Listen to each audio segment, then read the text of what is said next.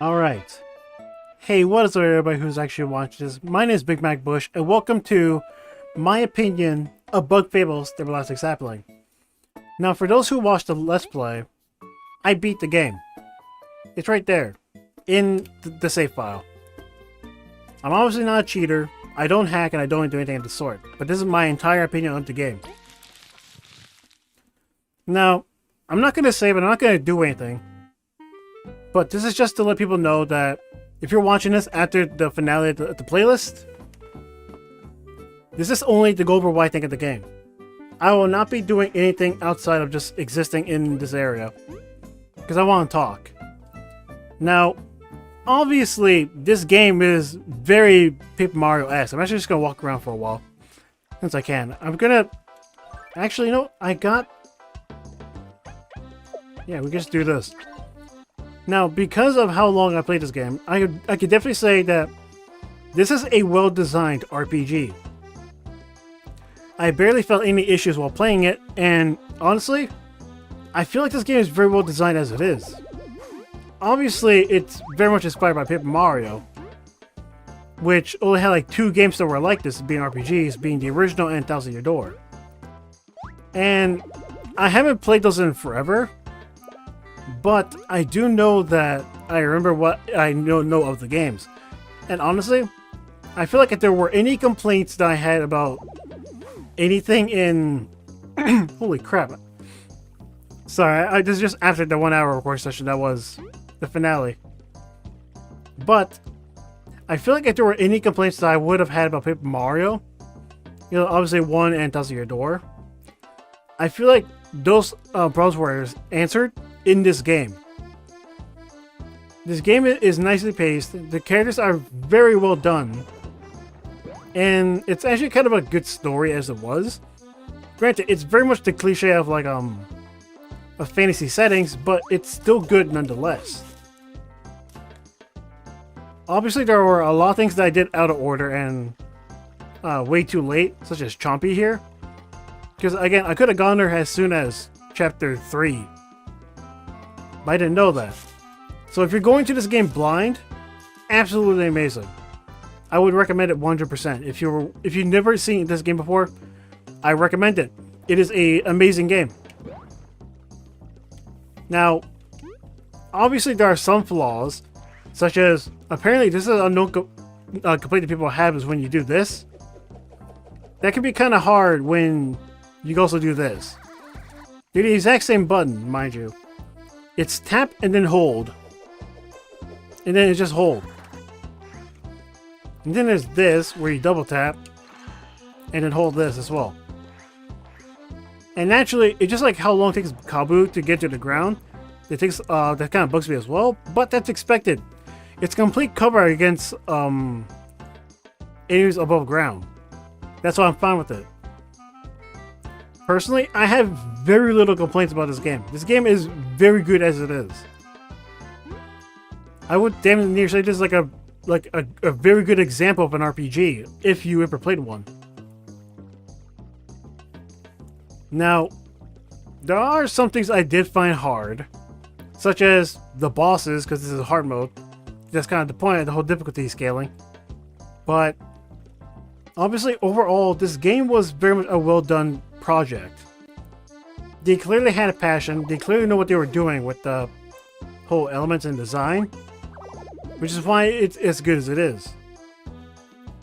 Now, this game, I will say that while I do love, I sometimes wish that sometimes our characters weren't so one note, but they definitely learned more about their own placements and their own character throughout the story. Which is why I give that a pass. And the areas, for what they are really well designed. I feel like most of these areas that you go to in the game are really well done. And I find very little issues with any of the zones that you go to. I would say that most of the areas are actually like really well done, if anything.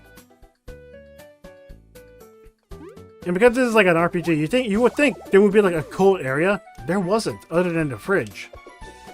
And that's only at that point in the game. It doesn't. Nothing else is like it. Nothing else is like it in the game at all. Now, is that going to subtract from the experience? No, it's not. Not in my eyes.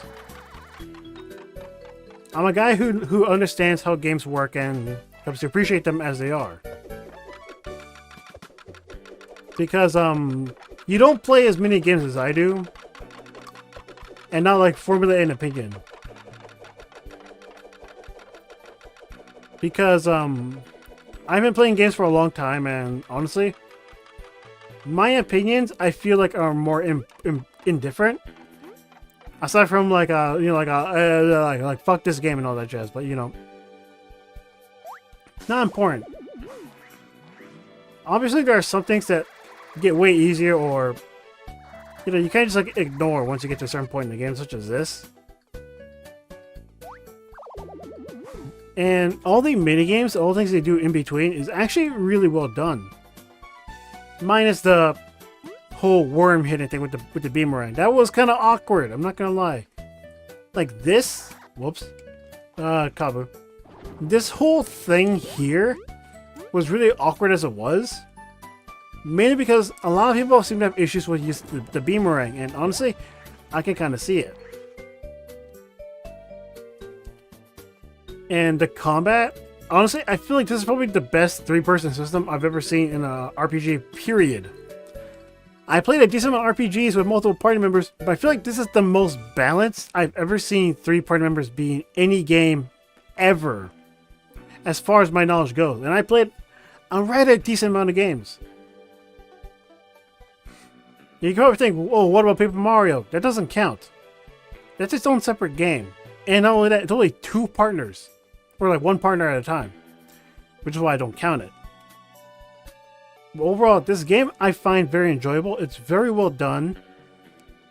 Obviously, a lot of care went into it because of how everything's well put together and there's barely anything that broke. I think I've even seen a glitch this whole game, now think about it. But... oh, hey, these two are here now. That's cute. Excuse me. I need to get some water.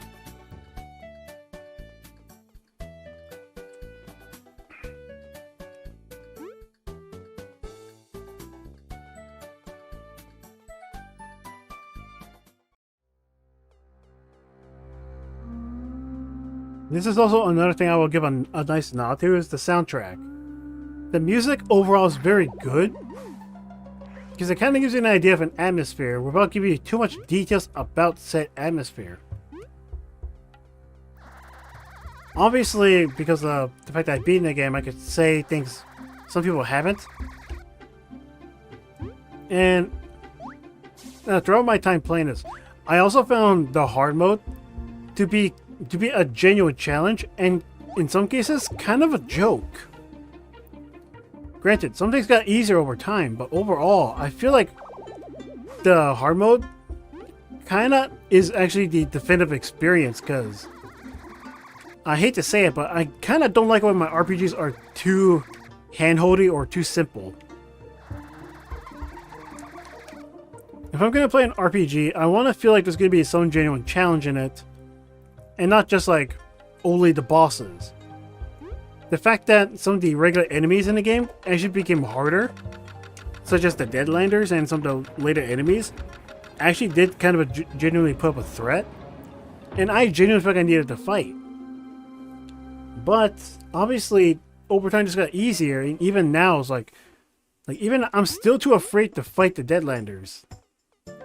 Those are a big, serious fight, and you can't just like if you're gonna fight Deadlanders, you may as well commit to the full bit. And let's see. Oh yeah, I guess I did experience a glitch before where Chompy got stuck in a room and couldn't get to us in the elevator. I forgot about that part.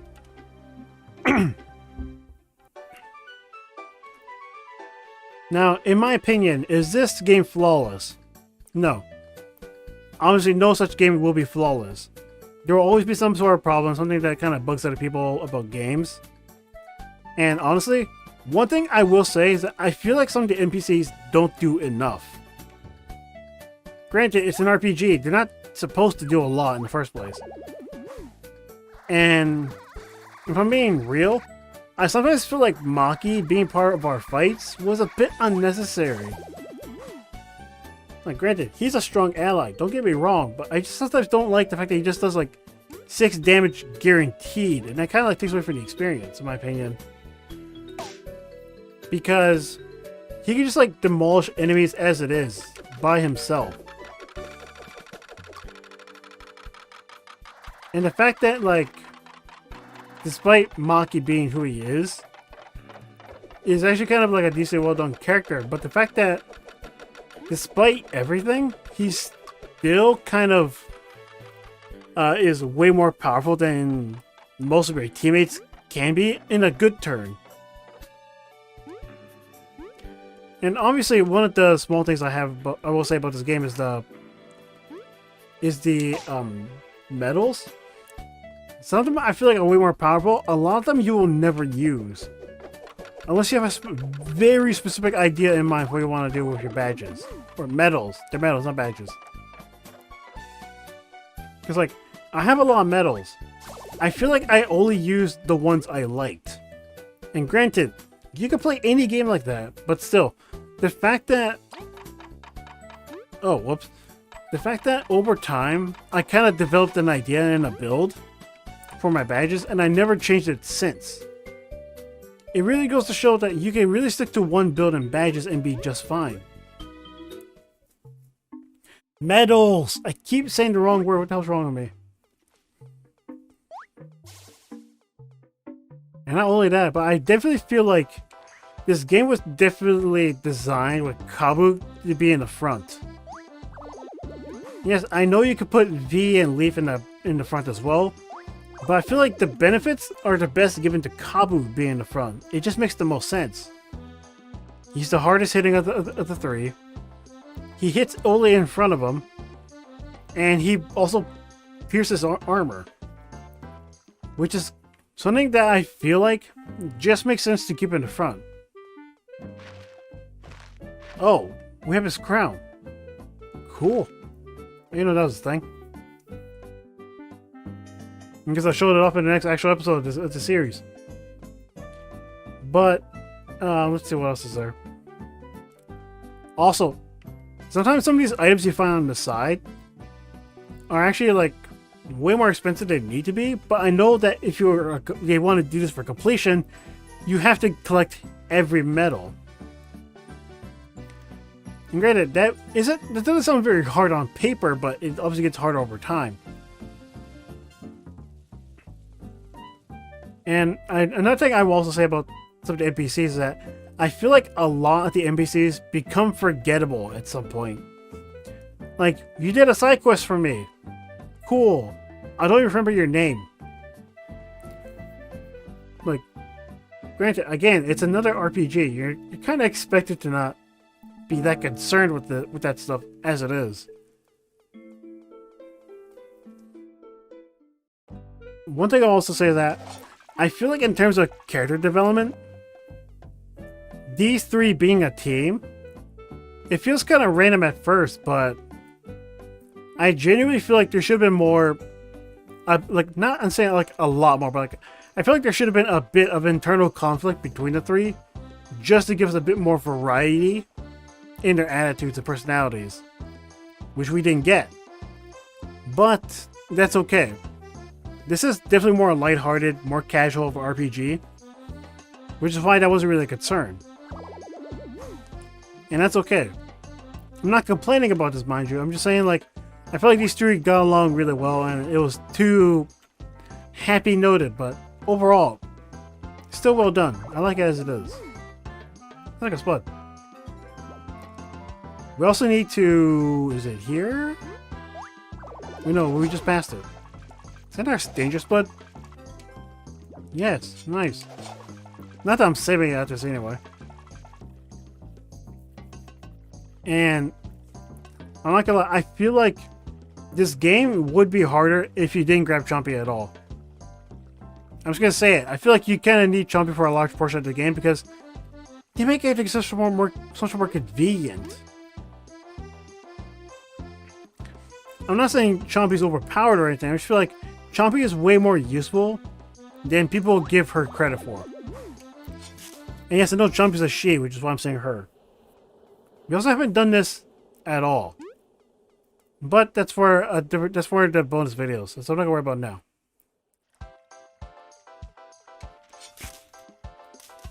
And let's see, what else can I say?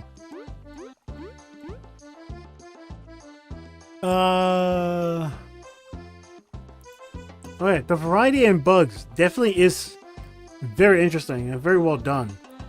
Like, obviously there are some bugs I don't understand because I'm not an entomologist.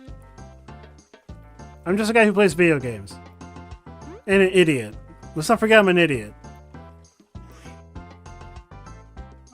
And some of the other things I find weird was sometimes some of the side quests were a bit cryptic.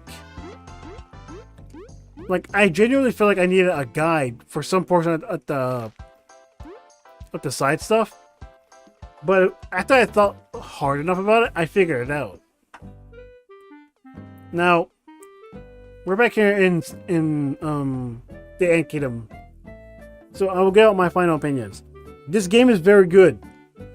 Provided you take good management of your resources, you could definitely get through this game in hard mode without dying. I just did because I didn't realize what was going to happen and I jumped a bullet. But anyway, this game is very good. I would recommend it even if you've seen the playthrough. Maybe you think of a different idea than I did. Maybe you won't play in a hard mode. If you don't play in a hard mode, I am genuinely curious how different the experience is. Hell, I have the physical for Switch, and I am actually thinking of playing it again just so I can see how the game is on normal. Which I might do. In my spare time, not for this, obviously. But anyway, now that I'm done here, this has been my opinion on... No, my opinion of Bug Fables: The Everlasting Sapling. There will be bonus videos coming out.